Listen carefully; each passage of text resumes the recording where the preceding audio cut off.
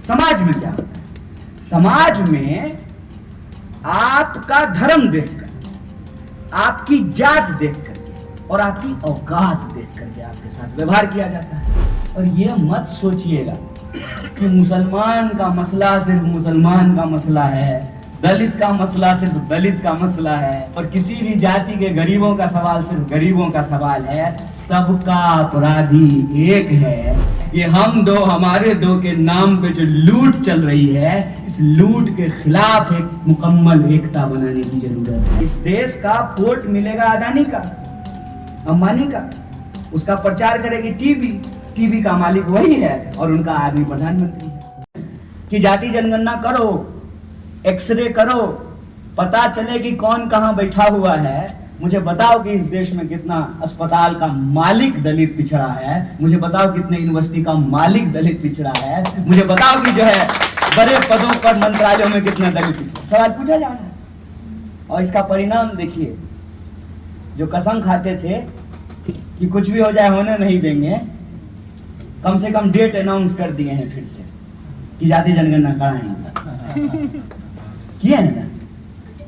तो जो सत्य है वो हो करके रहेगा। चुनना यही है। दो तरह की धारा है।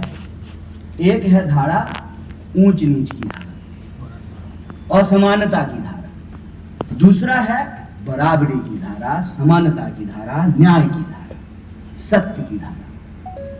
चुनना पड़ेगा और ये नेक्सस हमको समझना पड़ेगा। जिनके द्वारा इस देश की संपत्ति लूटी गई है, जिनको आजकल अंग्रेजी में कॉरपोरेट कहा जा रहा है, सारे कॉरपोरेट ऐसे नहीं है, जो दरअसल चंदा दो धंधा लो के स्कीम के तहत कि चंदा देना है, फिर वो पार्टी जीत करके आएगी, उसके बाद जो है उनको सारी पब्लिक प्रॉपर्टी, जिसका आंकड़ा विद्यार्थी जी आपको गिना रहे थे, सारी पब्लिक प्रॉपर्टी जो है उनको हैंडओवर कर दिया जाएगा।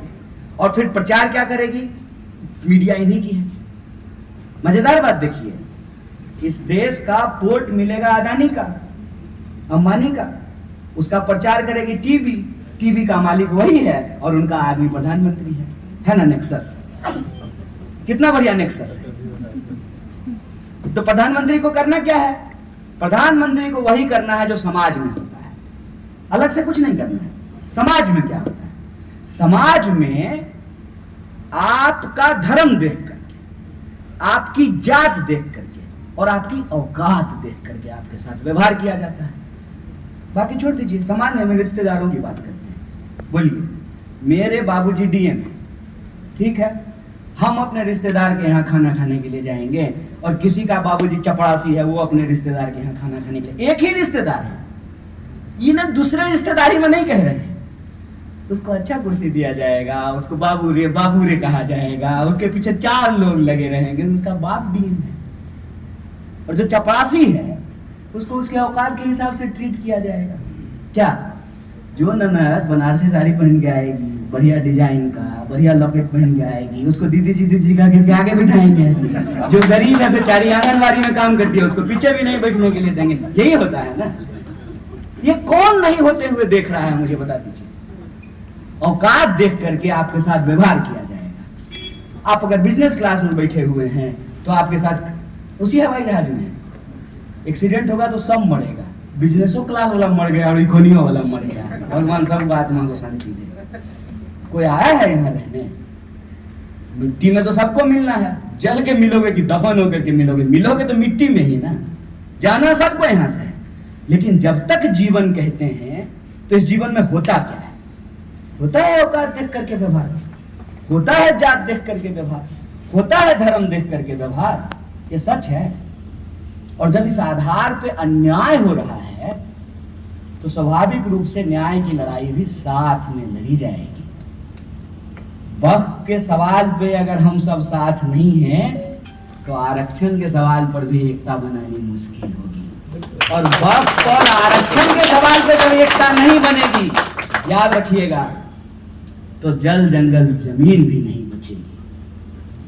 ये बड़ी खतरनाक साजिश है कि जब देश के महामहिम दलित थे, तब SC/ST कानून समाप्त करने की कोशिश की गई। जब देश की महामहिम आदिवासी हैं, तब जंगल के कानूनों को बदला जा रहा है। और ये मत सोचिएगा कि मुसलमान का मसला सिर्फ मुसलमान का मसला है, दलित का मसला सिर्फ दलित का मसला है, आदिवासी का मसला सिर्फ आदिवासी का मसला है, पिछड़ों का मसला सिर्फ पिछड़ों का मसला है, महिलाओं का सवाल सिर्फ महिलाओं का सवाल है, और किसी भी जाति के गरीबों का सवाल सिर्फ गरीबों का सवाल है। सबका अपराधी एक है, सबका मालिक एक है। ये हम दो हमारे दो के नाम पे जो लूट चल रही है, इस लूट के खिलाफ एक मुकम्मल एकता बनाने की जरूरत है।